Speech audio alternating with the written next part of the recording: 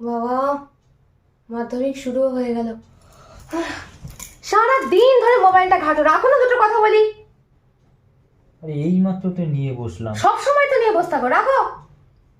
মাধ্যমিক পরীক্ষা শুরু হয়ে গেছে, কয়েক বছর পর মেয়েও পরীক্ষা দেবে। তোমার মধ্যে কোনো সিরিয়াসনেস আছে? বাবা, ছেলে পেলে যা মাধ্যমিক পরীক্ষা দিচ্ছে, এত সিরিয়াসনেস! হ্যাঁ, আমাদের সময় তো ছিল। তুমি আর বলো না, তুমি তো সবসময় সিরিয়াস ভাবে পরীক্ষা দিয়েছো। সিরিয়াস হয়ে পরীক্ষা না দিলে কি আর লেটার পেতাম? তোমার এক মাধ্যমিকে ব্যাচে পড়তাম, সারাক্ষণ একদম মানে একটা সিরিয়াসনেস। ওরে বাবা, এদিকে প্রেম করা বেলা ঠিক আছে। সে তো প্রেম তো 11-এ হয়েছে, মাধ্যমিকে হয়নি। তোমার মাধ্যমিকের অভিজ্ঞতা কিরকম? মাধ্যমিকে আমার বিরাট অভিজ্ঞতা। কিরকম? শোনো, ক্লাস 5-এ যখন প্রথম স্কুলে ভর্তি হলাম, অঙ্ক পরীক্ষায় পেয়েছি, মানে অঙ্ক পরীক্ষায় পেয়েছি বলা ভুল, আমার রোল নাম্বার ছিল 17। তো আমাদের স্কুলে একটা স্যার ছিল, নাম ছিল অশোক মৃধা, অঙ্কের স্যার ছিল। তো তখন আমাদের টাইমে হাফ ইয়ারলির খাতা দেখানো হতো না, হাফ ইয়ারলির টাইমে রেজাল্ট খাতা দিয়েছে।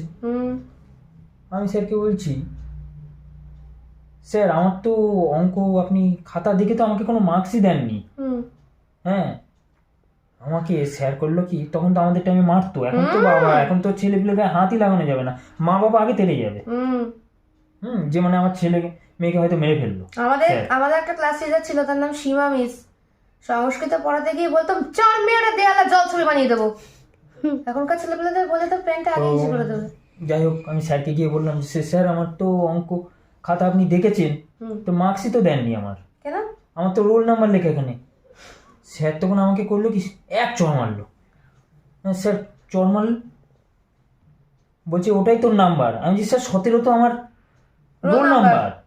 বলছে গাধা, তুই 17 পেয়েছিস। তখন আমাদের টাইমে তো 34-এ পাস ছিল। কান ধরে মানে আধ ঘন্টা দাঁড় করিয়ে রাখলো যতক্ষণ উনি ক্লাসে ছিল। হ্যাঁ, তো এতটাই সিরিয়াস ছিলাম আমরা।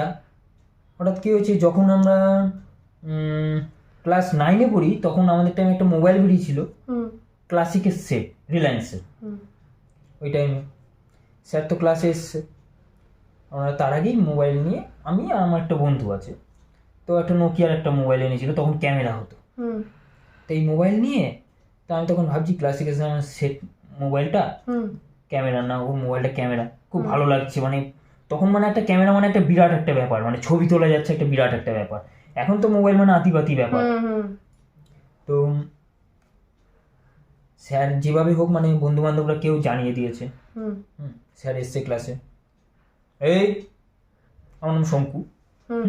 বলছে, শঙ্কু বেঞ্চে ওঠ, বেঞ্চে উঠে দাঁড়া। অলোক বেঞ্চে উঠে দাঁড়া। দুজনকেই তুলে দিল। মোবাইল দুটো দেখি।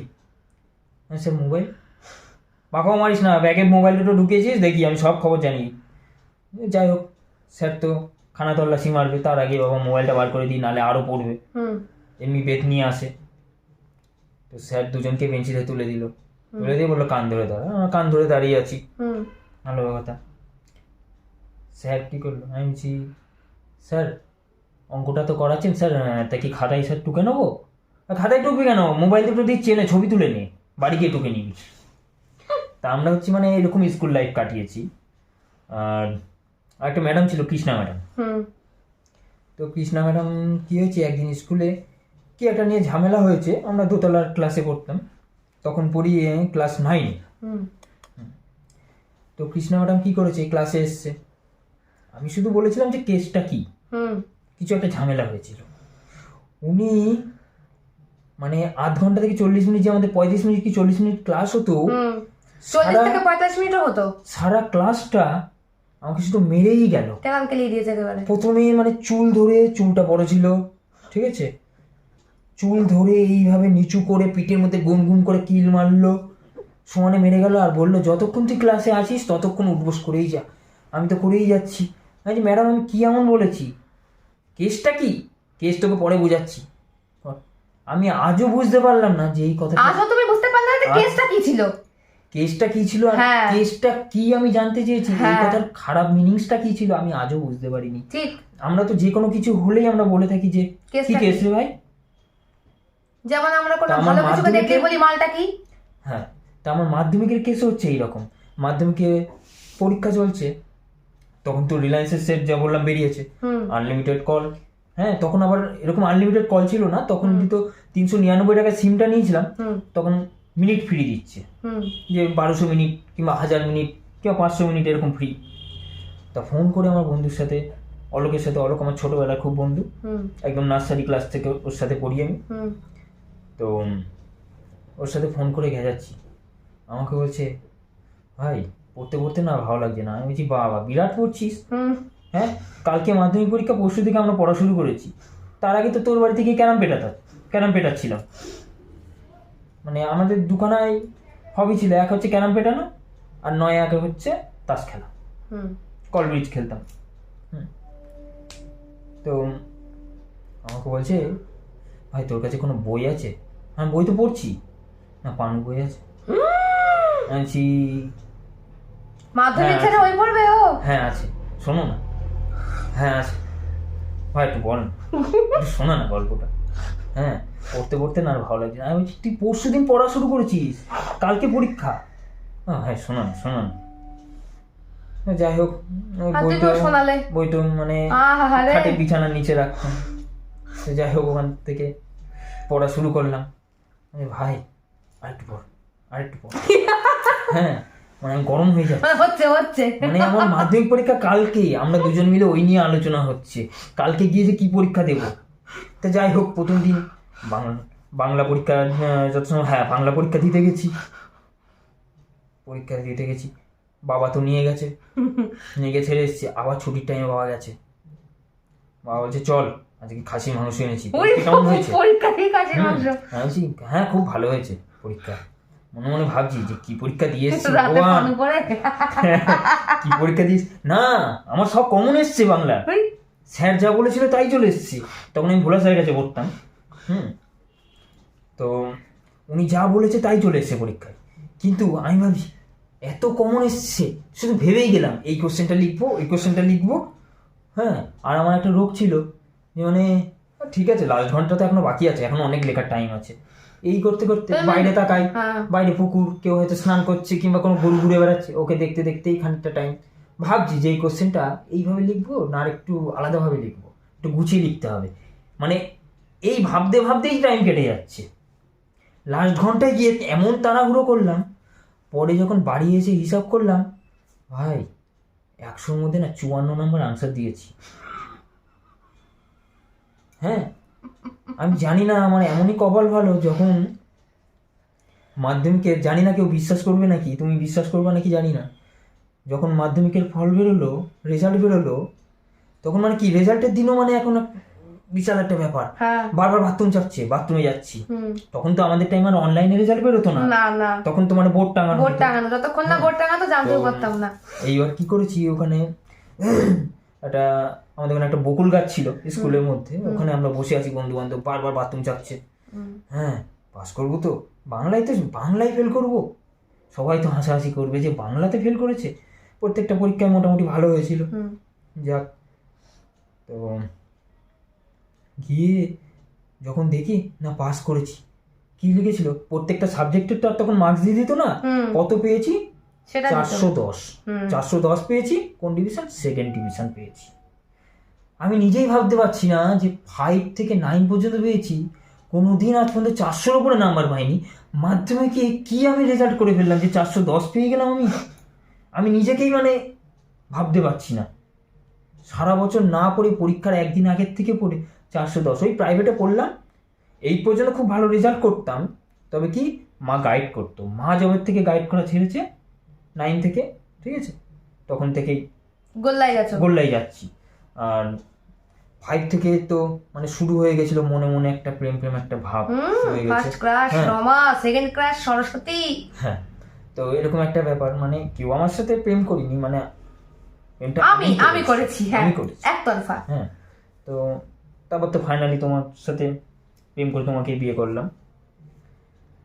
তো মানে মাধ্যমিক কি বলবো, আমরা এখন যে মানে এত সিরিয়াস না গমের মূল্য। আমাদের সময় 34-এ পাস, এখন 20-তে পাস। আগে 34-এ ছিল, তারপর গ্রুপে 102 পেতেই হবে। হ্যাঁ, যদি 20 কোনো সাবজেক্টে পাও, বাকি দুটো সাবজেক্টে তুলতেই হবে। কেন? একদম ক্লাস 1 থেকে প্রাইমারি সেকশন থেকে 8 পর্যন্ত না পড়ে এমনি পাস।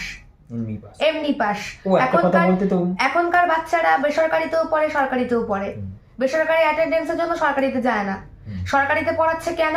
সরকারি সার্টিফিকেটটা লাগবে সরকারি উচ্চ মাধ্যমিক স্কুলে পড়ানোর জন্য। মানে প্রাইমারি সেকশন থেকে হায়ার সেকেন্ডারির জন্য তখন সার্টিফিকেট লাগবে সরকারি, তাই বেসরকারি সরকারি দুটোতেই পড়াতে হচ্ছে। আমাদের সময় এত ছলচাতুরি ছিল না, আমাদের সময় এসব কিছু ছিল না। আমরা অ্যাকুরেট যেটুকু পড়েছি।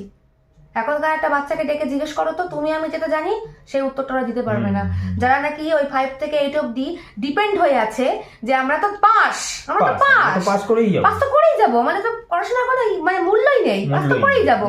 তারা কি শিখবে? মাধ্যমিকটাও তুলে দেবে না।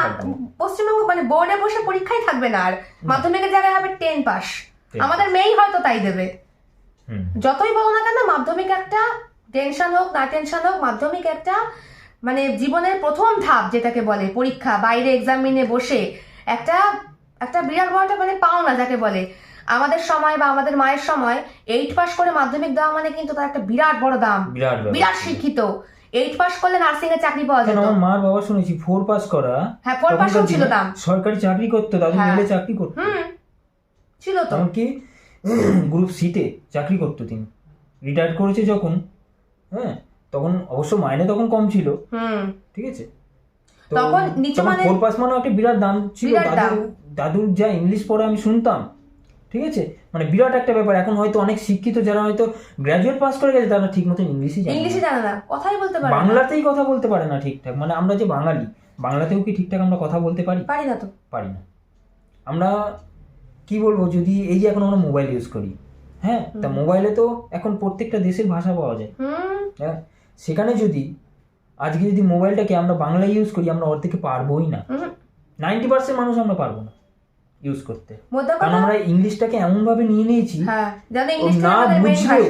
না বুঝলেও আজকে একটা মানে কি বলবো, সামান্য পড়াশোনাও জানে না, হয়তো ক্লাস 1ও পাস করি, সেও ইংলিশে মোবাইলটা ইউজ করছে তো কিভাবে করছে সে? আমাদের সময় পড়াশোনাটা সিরিয়াস ছিল, এখন পড়াশোনা সিরিয়াস নেই। তুমি মাধ্যমিক যেভাবেই দাও, আমি যেভাবে দিই, হয়তো আমাদের পড়াশোনার স্টাইল আলাদা, আমাদের মানে মোটিভেশনটাও আলাদা, কিন্তু বলে কি হবে, আমরা পড়েছি, তুমিও পড়েছো আমিও পড়েছি, আমরা কিন্তু খেটে পরীক্ষা দিয়ে পাস করেছি।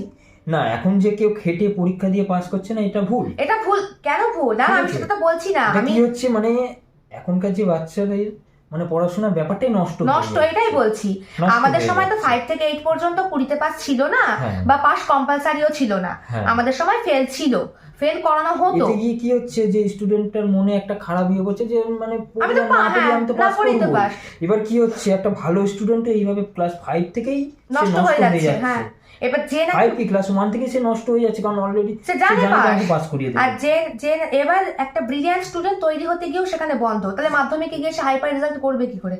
তার মানে এই না যে করছে না, কত তো করছে, তারা পড়ছে, খাটছে, তারা গাইড পাচ্ছে। কিন্তু কি হচ্ছে, যারা খাটছে তারা পাচ্ছে, কিন্তু ওদেরকে যে মোটিভেট করা হবে সেই সিচুয়েশনটাই মানে তৈরি করা হচ্ছে না ক্লাস 1 থেকে। কারণ ওকে জানিয়ে দেওয়া হচ্ছে তুমি পড়ো আর না পড়ো তুমি পাস।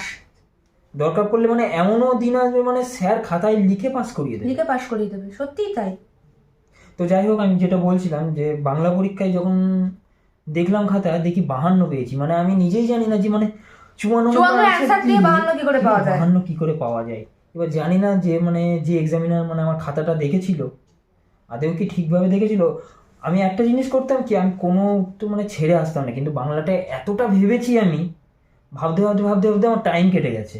আর একটা জিনিস ঘটতো, 5 নাম্বার 10 নাম্বারের কোশ্চেন আসতো, ঠিক আছে, তো 5 নাম্বারের কোশ্চেন যে এসছে আমি কমন পেয়ে গেছি, আমি এমন ভাবে লিখেছি 4 পাতা 5 পাতা হয়ে গেছে লেখা।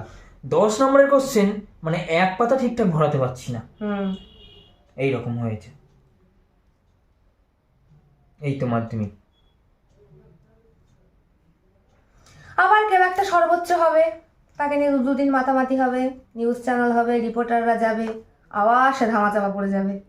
বছর যা হয় এবছরও তাই হবে, কিন্তু চাকরি কারো হবে না, চাকরিও হবে না, আর শিক্ষার বিকাশও সেরকম হবে না।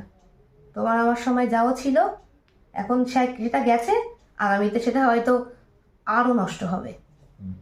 এতে কি আমাদের অনেক আগের মহাপুরুষ মহাব্যক্তি যারা জন্মগ্রহণ করেছিল তারা তো মা বাবার কাছ থেকে শিক্ষাটা আগে পেয়েছিল, তারপর তো গুরু গৃহে গেছে। এখনকার আমরা মা বাবা হয়তো আমরা পড়াশোনা জানি, আমাদের যে বংশধর পরম্পরায় তাদের অবস্থা যদি এরকম 5 থেকে 8 অব্দি এমনি পাস হয়, তাহলে মহাপুরুষের জন্ম আর কোনোদিন সম্ভব না। সম্ভবটা হবে কি করে বলো? মহাপুরুষ জন্মাবে না, মহা অসুর জন্মাবে। মানে শুরুতেই ইতি হয়ে যাচ্ছে সবকিছু। এখন কিছু বলার নেই, কারণ বলতে গেলে অনেক রকম কথা চলে আসবে, যেগুলো মানে বলাটাও ঠিক না। ঠিক আছে, আর যত বেশি বলতে গেলে মানে কথা, শত্রুতা হয়ে যাবে। হ্যাঁ, সত্যি কথা বলতে গেলে বাঁচতে পারবা না, বিপদে পড়তে হবে। যাই হোক, চলো, অনেক রাত হয়ে গেছে। হ্যাঁ, খাওয়া দাওয়া করে শুতে হবে। Good night.